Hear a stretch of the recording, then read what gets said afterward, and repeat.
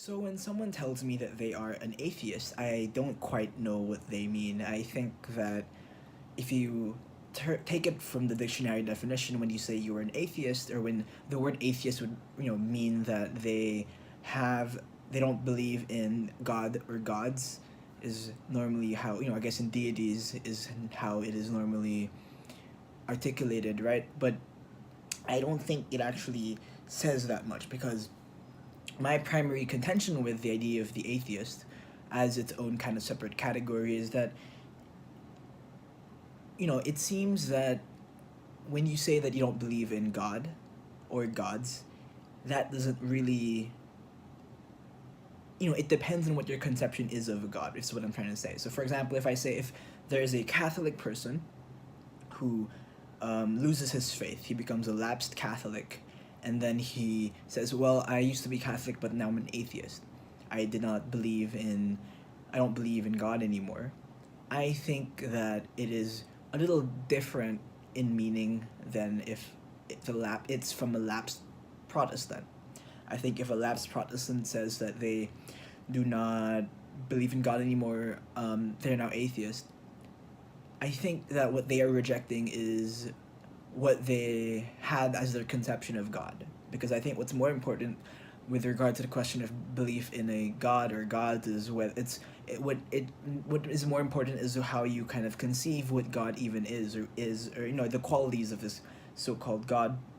Because depending on your faith, depending on your religion, the conception of God changes depending on your sect of your religion. It changes very wildly, and sometimes they're even contradictory from each other. So for example, in a very concrete sense, if I'm a Catholic and I say, well, now I'm an atheist, I don't believe in God anymore, the word God that I'm using in that sentence refers to the God that I was indoctrinated in. Perhaps it refers to the Holy Trinity. Maybe I don't believe in the sense of a Trinity.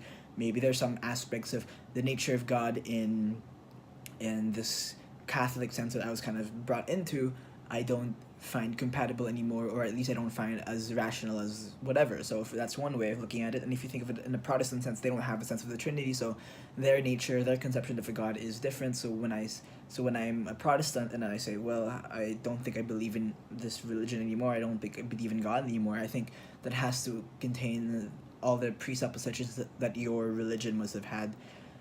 And again, I think that the nature of God that we reject depends on for the lapsed version of religion, would depend on where you kind of come from. And I've been using Catholic and Protestant because that's what I'm more familiar with. But it's the same thing if you're in Hindu, or if you're in Muslim, if you're from you're from Islam, you believe in like the oneness of all, the oneness of God. God is one. You have that idea.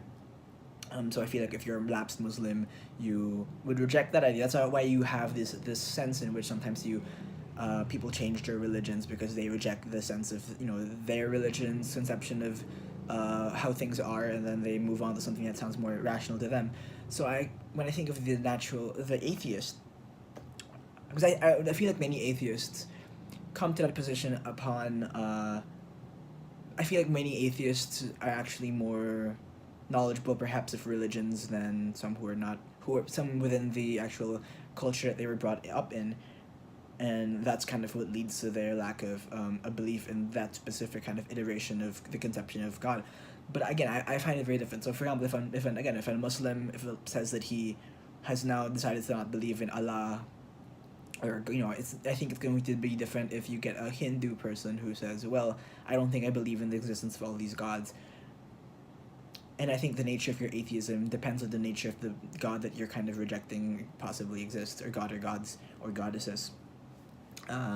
So I think, yeah. So I think, for example, so maybe in more concrete terms, if someone says to me that they're atheist, I think that it could either mean that they don't believe in the omniscient, omnipresent, this very powerful God of, say, the from Islam, Christianity, and Judaism. Maybe that's this that it is that God, the nature of that God that they reject. But then you maybe have something like Hinduism. You have the Brahman, where I think God and the Brahman and the Atman, right? And you have this idea that uh, or even like say, I don't want to say Buddha is a god. I think it's complicated. I just came from Japan, and how they conceive of their Buddhist figures, or in how I understand it, it seems that in practice they treat these bodhisattvas and Buddhas just like they kind of treat them similarly to how one would treat a god in other religions, where they would be praying to them, they'd be asking them for things. But anyway, so for example, Buddha nature, right? That's the idea in Buddhism. That in some sects of Buddhism, you have this idea that there's Buddha nature, that everyone kind of has it within them. It gets shown. But again, that changes depending on your sect. I'm getting, but anyway, what I'm trying to say is that if your idea of God can range from the omnipresent, no, sorry, the omniscient entity that kind of guides your life or creates things, that is different from believing in, say, a more monadic nature of God, right? A monadic meaning that God is in every particle, God is what makes us up, we are God, God is all of us. Everything around us, God is in it to some degree. And again, so those two natures are quite different from each other. One, the God, the creator, and one, God, is part of everything around us, perhaps even, part of everything around us, part of within us. To the point that I think when people, they use the word God so often that, again, it needs so much more delineation depending on what you actually mean by God. So when you reject one of these kinds of conceptions of God, it doesn't necessarily, and you get this very vague notion of the atheist. I don't find it very interesting. So, or at least it doesn't really make sense so much. It doesn't really give me that much information, I think, is what I'm trying to say. Although, I think when people say that they're atheists, what it more commonly refers to, I think, is naturalism, right? For those who aren't familiar with naturalism, it's the idea that we are ruled by natural laws and not supernatural. There are no supernatural things around us, perhaps, and we just have natural laws. And although, it's not necessarily true that all atheists are naturalists, I think when people use the word atheism in practice, they kind of mean naturalists. They just say, it's not necessarily they don't believe in God. Well, God is part of it, or a deity, or a transcendent figure.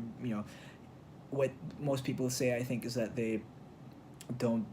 What they actually mean, I think, is that they don't believe anything supernatural, and they use the word atheism just as a way to say that. But I think what they actually more accurately mean is naturalist. They're more naturalistic in their kind of mode of thinking, which is, it's a fine way to think, sure. But it's more, I guess I just learn more from that than if you say you're an atheist, because again, I feel like if you can say, for example, if I say, for example, I'm an atheist, and then I say I reject this idea that there's a person up there, there's a heaven in the skies or whatever, that and there's a judgment day where after I die I'll be judged in front of and God will judge me for my sins and whether I'll go to heaven or hell. That is one idea for God. I don't necessarily think, for example, that idea of the God was common in, say, the Greek times. The Greek gods seem to not be judged. As I'm saying this, these are things I'm not very familiar with, but I don't necessarily think that they judge human beings. It seems like, again, in the Greek period is not a good term either, I'm so sorry, but ancient Greek civilization, it seemed that the gods, they didn't necessarily have a sense of an after. The afterlife was more of a continuation of this life, or like you will go to another plane perhaps where you'll continue. If you're a warrior today, you die and you'll just be a warrior in the next life, and there's that sense of just continuity, I guess, a linearity maybe of this time. This is just our time here, and then after this we go somewhere else. But again, we have the Greek gods in that civilization where perhaps they didn't, because perhaps maybe they were humanized to the degree that they ended up becoming kind of, these gods were in relationships, they had drama, they had conflict with each other, they had children, they had wives, they had mistresses. And this is kind of similar as well with Hinduism, where they have also part of that sense in the stories of the gods. So what I'm saying is that if you say you're an atheist, I mean, I guess you could also say, well, you don't believe in any of the conceptions of God that have been kind of brought about, but I think that will kind of just make you a naturalist, although maybe it's not that direct of a causal thing. So what I'm trying to say is that I think it's hard to really mean anything when there are so many conceptions of, perhaps you don't believe in that, but you believe in, say, something that maybe you believe you're fatalistic, right? You believe in that there is a kind of a path that you are on, and maybe God is whatever is the force that kind of brings about the completion of that path. But again, we're just using this word God for all these sorts of things, and it doesn't even really mean as much anymore. It's like, what it seems to me is like uh, it's like we got one word and we just use it for everything. So that I don't even know how much it really means to have that one word, and then when you have another word, atheism, which is meant to reject the existence of that word, I mean, that word means like 100 different things. It doesn't make that much sense to me. So yes, that's what I think about atheism. Um, it I think it's kind of I think it's maybe for many people it's just easy to just say it. It's easy to say you're an atheist because you don't want to even think about those questions anymore. You don't want to think about questions of the metaphysical. I think it's easier perhaps to some degree if you block yourself out from the questions of the supernatural, of the metaphysical.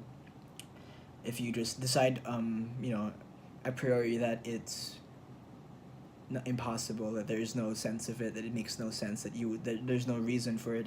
I think it's probably you kind of block yourself out to a lot of other ways of thinking that may perhaps give you more stress or something, or it would just I think it's more for making things easier. I think so. For example, I think it would make more sense for someone who says, well, I just kind of don't want to think about this idea of what the nature of God is, or how God tackles a problem or how the nature of God tackles a problem of evil, and a lot of these things can bring people to lots of kind of varying degrees of stress. I think that's what it is, and so they'd rather just not think about it, and then perhaps we don't need to think about it. But yes, so that's what I think about atheism, and yeah.